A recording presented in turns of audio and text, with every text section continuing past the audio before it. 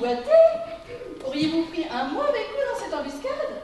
Il faut au plus vite faire venir Philémon pour qu'il puisse vous prodiguer les premiers soins. Ça vous amuse, hein? Oui.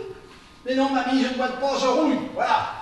C'est-à-dire, madame, qu'avec messire et les camarades soldats, nous avons eu quelques soucis et monseigneur est coincé.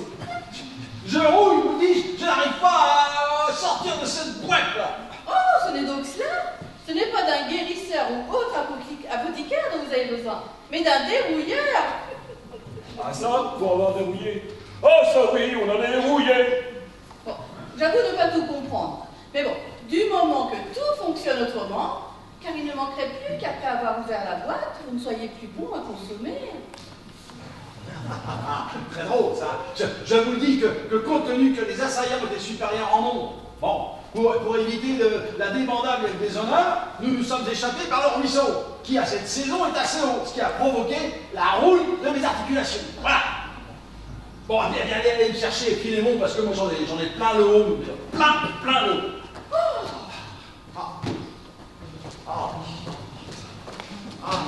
Philémon, messieurs les mains vous demandent, et apparemment ça hurle. Oh, ça passe.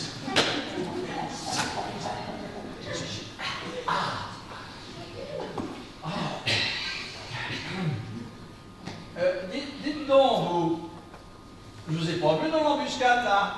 D'ailleurs, je vous vois jamais, vous étiez où? J'étais embusqué, messire. J'étais embusqué loin derrière vous. Hein. Je formais, pour ainsi dire, une sorte de tenaille, au cas où l'assaillant viendrait à faire demi-tour.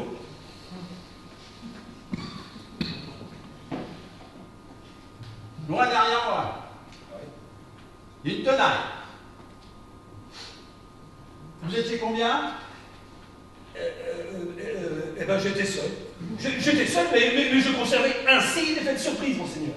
Ouais, bah oui. Allez, vous racontez des bêtises, là, parce que vous me fatiguez.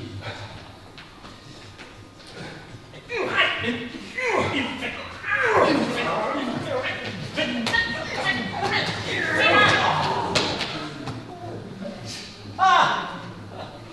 Ah, Philémon, vous allez pouvoir me sortir de ce mauvais pas. Mais comment se fait-il, Philémon, que je rouille au point que je ne puisse dérouiller? Ah, messire, la qualité du métal n'est plus qu'un était. Notre forgeron, ArcelorMittal, il me le disait encore hier, il a beaucoup de difficultés à trouver des métaux de qualité à des prix raisonnables. Et puis, tous les gens veulent être équipés d'une armure et d'une épée pour pas cher. Et c'est à qui aura la plus grosse? Ah bah c'est là. Enfin, messire, moi je parlais de l'épée. Hein?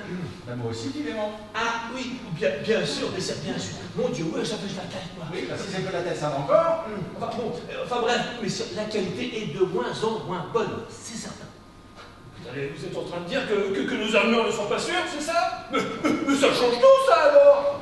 Je dis que ce n'est plus ce que c'était. Bon, vous voyez, par le passé, vous preniez un petit coup de masse, de massue, voire un coup d'épée. Bon, vous aviez tout au plus une rayure. Bon, on donnait ça à ArcelorMittal. Il appelait son ouvrier de ton, Karl Gass, c'est ça. Et ben, ce brave Karl, il donnait un petit coup de polish, et hop, comme neuf, 2 heures après, vous repartiez au combat. Comme il disait, Karl Gass répare, ou Karl Gass remplace. Enfin bref, mais aujourd'hui, messire, on ne répare plus, on remplace tout. Vous voyez, par exemple, le plastron là, les paupières, non, l'inverse, ah mon Dieu, les paupières, le plastron, et sans parler du protège-tu. Ah oui, enfin, vous imaginez, messire, pour une rayure, vous pouvez perdre une bataille. Ah, si, ou alors, vous demandez une armure de courtoisie en remplacement. Voilà. Oui, enfin, bon, courtoisie ou pas courtoisie, moi, aidez-moi à sortir de cette boîte. Parce que c'est pas... Bien sûr, messieurs. Nous allons aller chez notre forgeron, il aura sûrement un ouvre-boîte. Messire, il serait peut-être opportun de faire réviser l'état de nos armures. Il est important que les camarades soldats qu'on mette dans des conditions de sécurité optimales. Hein. D'ailleurs, je vais en parler au prochain CE. CE? Ben oui, le CE, le comité d'entretien. Mais d'ailleurs, c'est quoi les normes à ce sujet? Ouh là là! Mais j'ai questionné le CHSCT. C'est CHSCT? Mais oui, le CHSCT, la commission habituelle pour la sécurisation des combats terribles. Bon, c'est ça. Inscrivez ça à l'ordre du jour de la prochaine réunion. En attendant, aidez-moi. Allez.